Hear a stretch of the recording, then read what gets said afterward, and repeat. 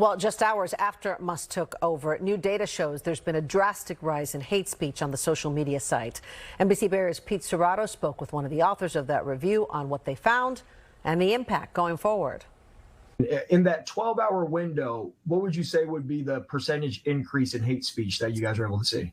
Yeah, the immediate increase appears to be around 500%. Dr. Von Betten is a professor at Montclair State University in New Jersey, and he recently co-authored a white paper claiming that in the first 12 hours of Elon Musk taking over as CEO of Twitter, in which he tweeted, "The bird is freed," a range of hate speech terms skyrocketed on the site.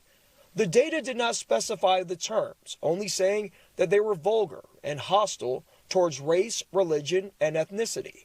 Benton believes the Tesla-turned-Twitter CEO's stances on free speech and calls for less moderation on the site are appealing to groups with those views. They really treat him as kind of like the standard bearer that's going to allow them to say potentially like racist, offensive, and awful things without fear of being deplatformed. Musk tweeted there's been no changes to Twitter's moderation policies and that he's forming a moderation council with differing viewpoints.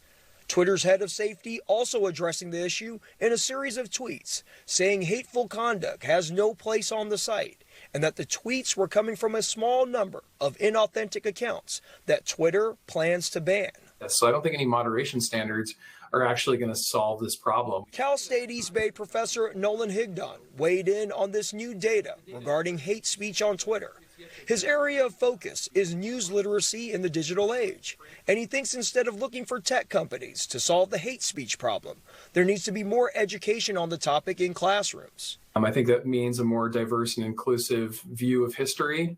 I think it means more news literacy, and I think it means more media literacy in general. But Benton believes it is up to Twitter to play a role in preventing hate speech from becoming the norm. I think that the next step will ultimately be up to Twitter. Are we going to say that this is completely unacceptable and they'll take a hard line to ensure that that sort of content doesn't get purchased in the space? In Contra Costa County, Pete Serratos, NBC Bay Area News.